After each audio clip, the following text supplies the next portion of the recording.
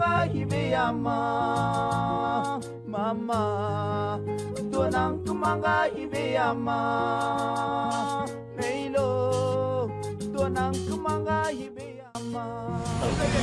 Vous êtes de Mamou? Non. Bon. India. Parle fort. Kindia. Il est de Kindia. Et toi? Moi, je suis de Conakry. Ouais, pourquoi vous êtes quitté au pays? Oui. Pourquoi vous êtes quitté au pays?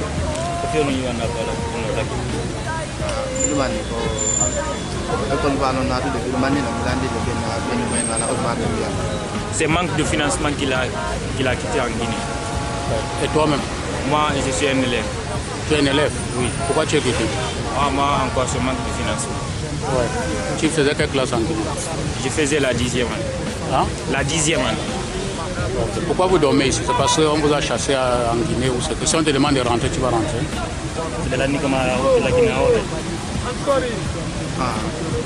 Que oui. Vous avez quel âge à peu? Il a 15 ans. Et toi? Moi, j'ai 17 ans. Ouais. Et si on te demande maintenant de rentrer, vous allez rentrer? Ah, vraiment, on va rentrer. Vous allez rentrer? Oui. En Guinée? Oui. Et toi?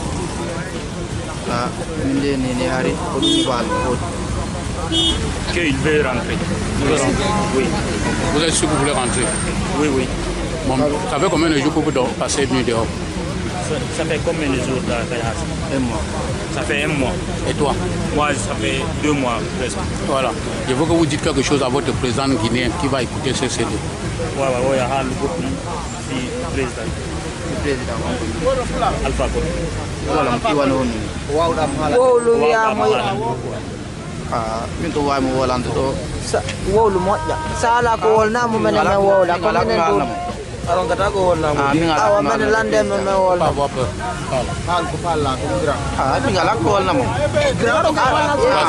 Vraiment, moi, je n'ai rien à dire, mais presque de financer les étudiants et les élèves. C'est ça que moi j'ai à dire. Et construire notre pays. C'est ça.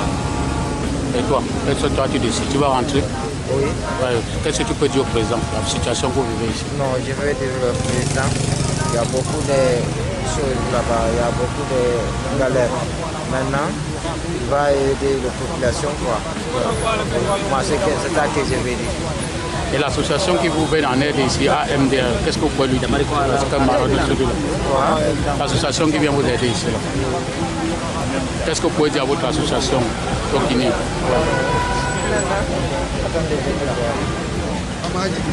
Ouais, maintenant, si c'est normal, ça va être bon.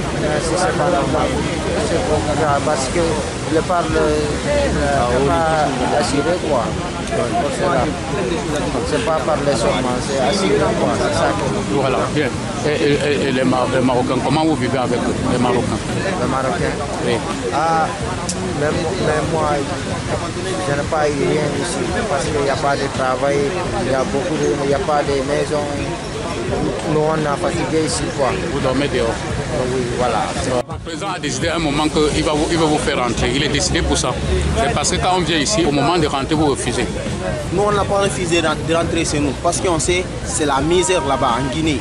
Il n'a rien fait là-bas. On n'a pas d'emploi. On n'a quoi faire là-bas. Rien du tout. Le président n'a rien là-bas. Quand on retourne là-bas, il ne nous donne rien. On n'a pas de travail. Comment dire, pour étudier les étudiants qui sont là-bas, ou bien pour nous les élèves qui veulent continuer les études, on n'a pas, il ne va pas nous financer. Vous voyez, on va rester au chômage. C'est ça, c'est pour cela qu'on ne veut pas retourner. On ne veut pas retourner parce qu'il fait des blabla. Nous, on n'aime pas ça, trop parler là, c'est pas bon. On est des immigrants, on vise devant. Inch'Allah, on va arriver là-bas. Mais une fois là-bas, on va étudier, on va retourner servir notre pays. Inch'Allah. Communauté africaine. Donc, tu n'es pas prêt de rentrer? Oui, oui. Je suis pas prêt. Pour le moment. S'il fait quelque chose à ceux qui restent là-bas, je serai là-bas, Inch'Allah. À part de ça, je suis là jusqu'à ce que je vais arriver au Beng. Inch'Allah, c'est ça. Merci. Montana ina kenan na Maroc be buba toro mu be tande ko bir muna mu jage muna mu toro be kira muna na ka president mali mo agule mu wa wal so mu na na tang mu ma be buba toro muna Maroc be mu ngi matande ne tu ne fama ngbe le bona. Tu as décidé de venir les retirer aujourd'hui, d'où ils dorment à Camra, je veux dire, pour trouver une maison pour eux. Est-ce qu'il y a quelqu'un derrière qui va vous soutenir dans tout ça? Ou c'est juste pour ce premier mois et après, ça va se passer? Donc, juste ce premier mois, donc, si nous trouverons d'autres moyens aussi pour continuer, ça sera un grand plaisir pour nous. Parce que vous voyez des souffrances. Et avec le froid et la pluie, les enfants dehors. Et pendant certaines familles, eux qui sont fait 2 mois, 1 mois. Donc, et tant que l'association l'appui de migrants, AAM, l'association l'appui de migrants mineurs non accompagnés au Maroc, on a décidé alors chercher un petit fonds, même si ça fera le logement de 1 mois. Et si nous trouverons aussi de bonnes volontés qui vont nous aider, parce que parmi eux qui sont blessés, il y a certains qui sont malades, et ça va les faciliter quand même. Ils sont dans certaines chambres, ils vont se débrouiller à la bande. Et la situation dans la nutrition, comment vous allez vous en sortir? Bon, pour la nutrition, pour l'instant, c'est eux-mêmes qui vont se débrouiller à eux-mêmes parce qu'on n'a pas cette forme qui va leur donner la nourriture. Ouais, juste seulement on a trouvé le moyen et on va le loger pendant 1 mois en attendant. Ok, merci. Tu t'en iras avec la valise en main presque vide. Le cœur malade mais l'esprit arrive que tu vis. Tu t'en iras avec l'espoir de revenir un jour quand tu ne sais pas. Mais tu t'en vas car c'est ton jour. Tu feras ça, tu répondras maman et papa. Tous les sentiers tu entendras les derniers chants des oiseaux. Le tout parfait de cette forêt à laquelle tu tourneras le dos. Tu t'en iras, prendras place dans ces têtes de terre. Tu t'emmèneras loin de ta patrie sur nos terres. Loin de nous qui t'aimons, une patrie étrangère. Ça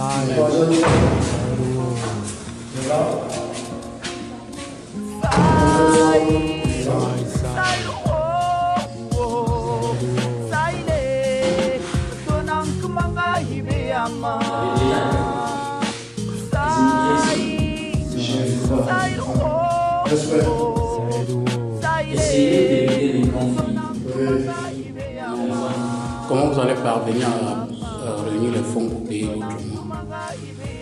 Oui, bon, c'est une question à tout le monde gauche. On est en train de parce qu'on a déjà essayé de cotiser, comme on peut. Juste nous lancer de l'appel et bonne volonté, je ne sais pas, des associations, des organisations qui puissent nous aider. Comme en plus, le paiement, ça doit être la continuité. Et pourquoi pas aussi pour avoir notre appartement qui va être 4 chambres, mais pourquoi pas 5 chambres. Parce que nous, on a trouvé les migrants, ils sont plusieurs difficultés. Et il faut intervenir, ils ne sont pas dans l'argent, il faut intervenir avec les moyens que nous avons. Ces premiers mois, comment vous allez faire pour avoir le fonds? Donc, entre nous, les associations, on a essayé de cotiser ensemble. Donc, parce que la fin d'année, on a descendu sur le terrain, on a distribué des bâches pour les migrants qui sont là. Et le cours, les structures aussi, le gouvernement, la police, nous sont venus de saccager tout. Et des enfants sont dispersés par-ci par-là. Et j'ai appris de la formation à des enfants là qui m'avaient fait comprendre. La police sont venus. Et c'était de 2h du matin. Et certains jeudi, ils sont venus 2h du matin, venir saccager tout. Et ils sont dispersés partout. Et ils sont en train de dormir côté de la gare, les boutiques, les consoles. Et alors, tant que les militants, on a essayé de protéger contre nous alors pour prendre cet appartement. Et on lance l'appel aussi pour demander de bonnes volontés qui puissent nous aider pour continuer le paiement de cet appartement. Il y a certains parmi eux qui sont blessés, il y a des mineurs, donc François m'a dit. Et c'était quelque chose qui nous a touché. Combien coûte cet appartement si ce n'est pas un secret? Et cet appartement coûte 3 000 dirhams, avec la lumière, l'électricité, tout, ça coûte 3 000 dirhams. Actuellement, il y a combien de personnes qui vont l'intégrer à l'intérieur? Bon, intégrer à l'intérieur, pour l'instant, on est en train d'essayer de voir si on peut intégrer pour le départ. On va avoir les 3 chambres. Si on peut loger 7 personnes chaque chambre, donc on est en train d'essayer de voir. On attend. Merci. À côté là, c'est un foyer. Dans le couloir là, il y en a 2 foyers. Au premier, il y a 2 foyers. Donc vous n'êtes pas seul. Vous avez les frères. C'est notre secrétaire aussi. Ok, merci. Pourquoi vous dormiez dans la rue? C'est parce qu'on n'a pas de logement. Parce que vous n'avez pas de logement. Et pourquoi vous n'avez pas de logement? Parce qu'on n'a pas de moyens. Parce que vous n'avez pas de moyens. Comment vous avez fait pour vous retrouver au Maroc sans moyens? Qu'est-ce qui vous a incité à quitter le cheval? C'est un besoin, c'est un manque, c'est ça? Oui, c'est un manque. C'est un besoin. Parce que ça va pas, c'est les difficultés de tout un chacun. Les difficultés de tout un chacun. Et vous allez vers politique aussi. Les crises politiques. Oui, les problèmes politiques. Dans certains pays. D'accord. Donc, moi, chacun sait pourquoi il a quitté son pays. Mais personne ne sait pourquoi il dort dans la rue. C'est bizarre. Alors, nous savions pourquoi nous dormons dans la rue. Par exemple, pour moi, si nous dormons dans la rue, c'est parce que nous n'avions pas les moyens nécessaires pour pouvoir nous procurer des logements.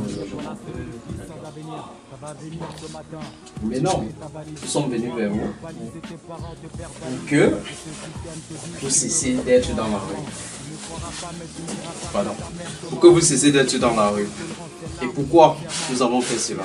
C'est pas parce que nous sommes les plus riches de la terre. C'est parce que nous sommes des humains comme vous. Et pour la plupart d'entre nous, nous sommes passés par les mêmes étapes. Nous ne sommes pas tombés du ciel. Hein? Nous sommes passés par la même étape. Vous voyez, c'est graduel.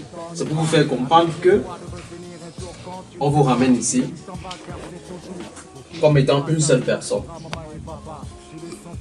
Vous comprenez? Et on souhaite que vous puissiez avoir un espace à vous. C'est-à-dire, lorsque tu rentres le soir, tu sais que j'ai mon petit coin où je vais me poser, où j'ai mon petit matelas, où je vais pouvoir reconstruire mes ambitions. Parce que vous êtes chacun venu de chez lui avec des ambitions. Voilà. Où je vais pouvoir me reconstruire, où je vais pouvoir avoir des soins adaptés à mes besoins. Hein? Et maintenant, le plus important pour moi, c'est quoi? C'est la cohésion entre vous. Parce que nous sommes venus vous chercher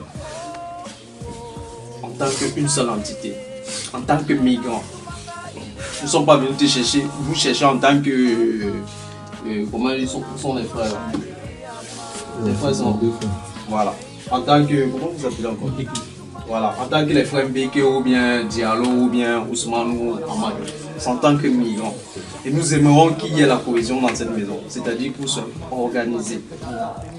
La propriété doit régner parce que vous avez abandonné l'insalubrité là-bas pour gagner la propriété ici. La propriété doit régner. Donc vous devez vous organiser. Il doit y avoir un chef parmi vous. Vous devez créer sur une liste pour l'hygiène ici, l'entretien, chaque matin ou chaque soir, ceux qui vont vider la poubelle. Et surtout, soyez ordonnés. Rangez vos effets. Et nous aimerons avoir des personnes volontaires. Des personnes volontaires dans le sens où des gens qui ont des projets. C'est-à-dire, soit vous avez un projet, soit une idée de projet. Vous pouvez nous communiquer cela pour qu'ensemble, on puisse travailler là-dessus. Doucement, Je pense qu'il va falloir prendre un rendez-vous. Non, on va voir ce qu'on peut faire. On va essayer de voir. Voilà. Et c'est ça. Comment ça s'est passé? C'est la coupe des barrières là. Et c'était quand? C'était quelle date? Le 6. Le 6 décembre. Voilà. Janvier. Le 6 janvier là 2018. 2018. Samedi quoi. Et il faut que nous, l'Union européenne, comprenne la manière que les enfants là sont blessés. Et puis par les enfants que vous le voyez, et je peux dire la manière partie, ils sont des enfants pauvres. Et parmi eux, si on va leur demander, je ne sais pas si on va trouver quelqu'un, son père était le ministre au pays. Je ne crois pas.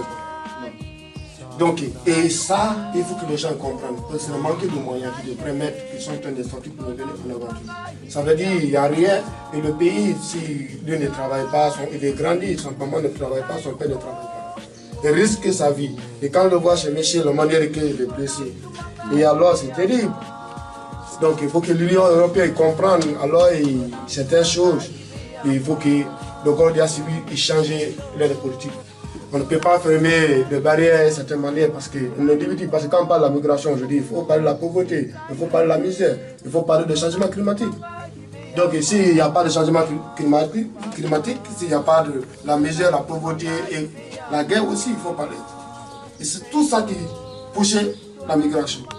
Et s'il faut combattre la migration, il faut combattre ça. Ça ne veut pas dire nous, tant que les militants des associations nous donnent le courage pour aller à la barrière.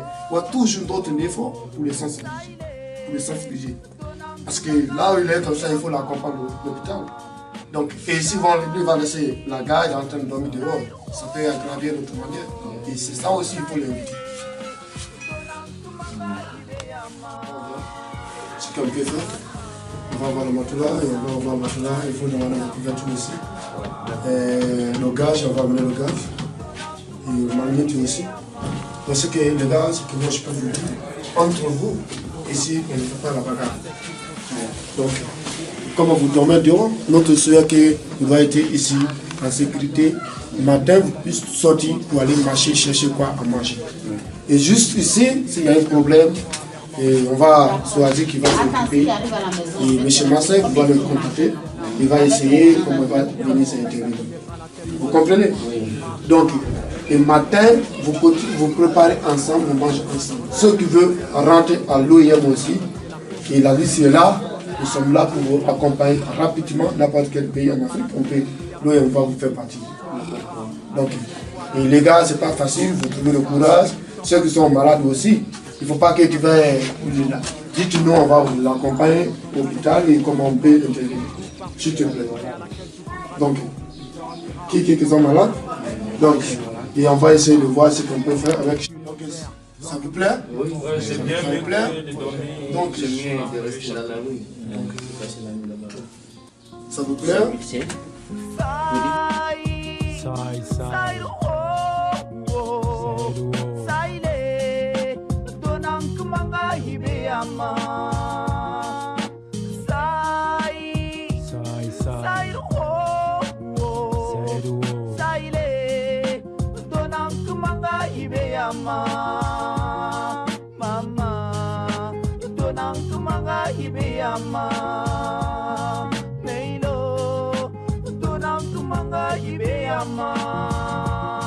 Il fera froid là-bas, mais il n'y aura plus personne. Personne parce que là-bas c'est chacun pour soi et Dieu qui donne. Rarement cette joie d'être et d'appartenir à ta race. Il n'y aura plus de place, c'est l'unité que tu as connue chez toi.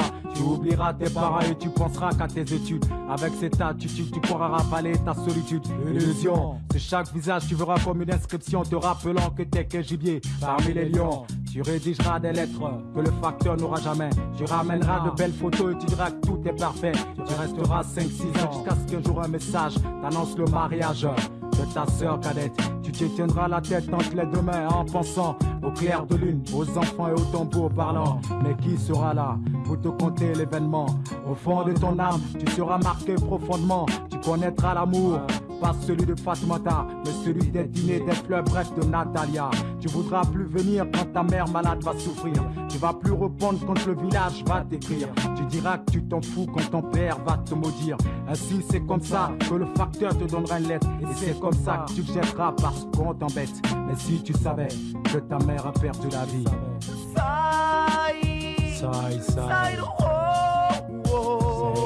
Saile, donang kumanga hibeyama.